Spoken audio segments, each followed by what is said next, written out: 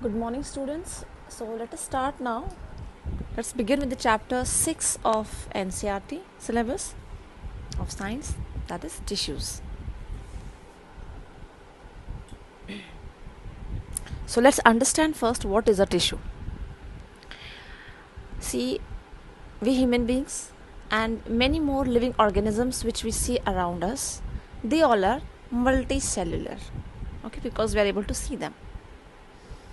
And these multicellular organisms are made up of millions of cells. Made up of millions of cells.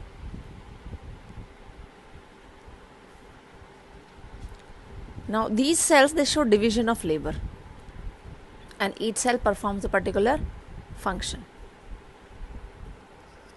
Division of labor here means that each and every cell is not doing the same function.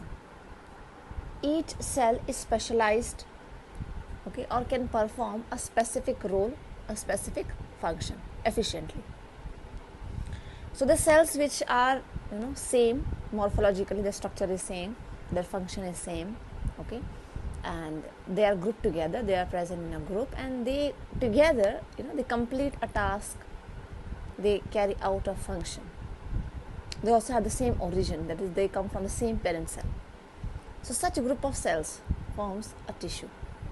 Okay, so we can say tissue is a group of cells that are similar in structure and origin, okay, and they perform similar function. Now we have a separate branch of science that deals with the study of tissues, okay, and that is histology. When we look at the level of organization, okay, of cells, what we find actually the different levels of organization in a living organism. Same type of cells, morphologically same, structurally, functionally they are same, okay, and they come from the same origin. They form the tissues, okay. Like we have muscle tissues, okay. Blood is also a tissue, fine. We have nervous tissue. So these tissues, next these tissues are organized to form the organs, okay. Organs like heart made up of only cardiac muscles, okay. We have the brain made up of only neurons, fine. We have kidneys, we have lungs. So these are organs.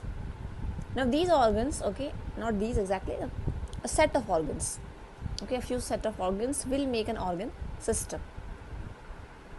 Like we have digestive system, we have circulatory system including heart, blood, okay, and blood vessels. Digestive system includes your buccal cavity, esophagus, stomach, intestine, rectum, anus, and the glands, okay.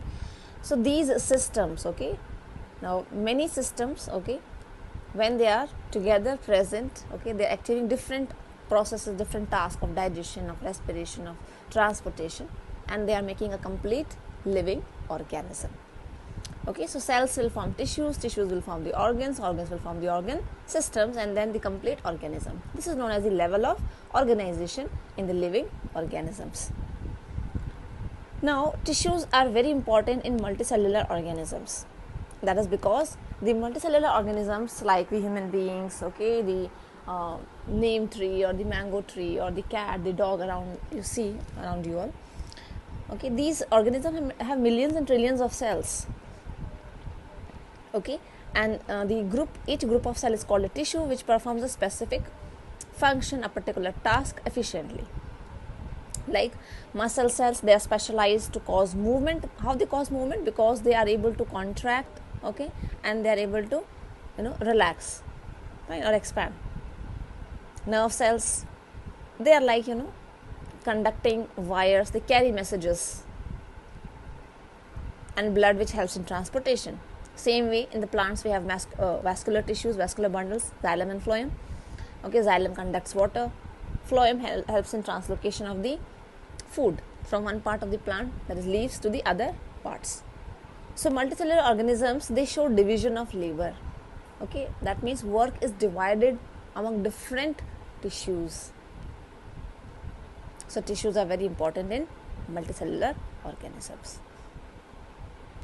Now next, are plants and animals made of same types of tissues? No. if you look at plants and animals, they have a lot of differences, okay, in their morphology. उनके structure में difference है, उनके feeding habits में difference है, okay. We find many more differences in plants and animals. So the difference in their tissues, okay. Now, if you look at animal tissue,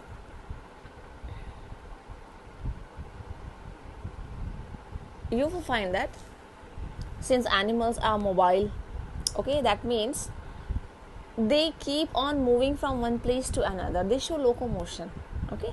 So they need more energy, and more energy means they need more living tissues in their body. Whereas in plants are, sedentary, they are stationary, they do not move actually, they are fixed at one place, one point.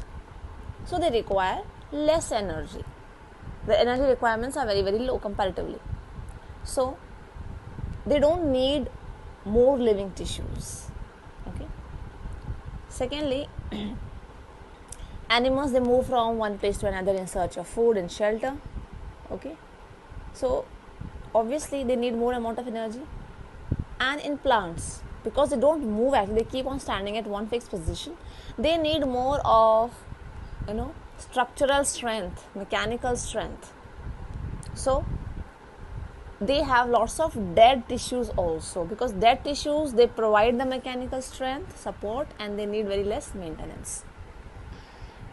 In animals actually, the growth is not localized, okay, it is uniformly distributed throughout the body. It will have uniform growth. All the cells will divide and they will grow until they reach an adult stage.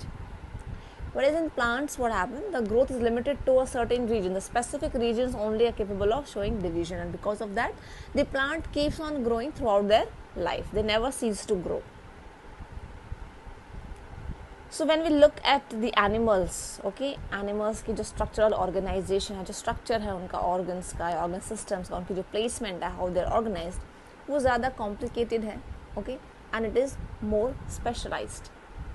Whereas if you look at plants क्या होते हैं actually, उनकी जो organization है, जो structure है, this is comparatively much simpler, okay, compared to animals.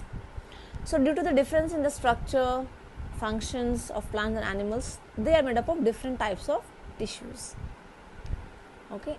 Now, so this is about the tissues. In tomorrow's class, we will discuss about what is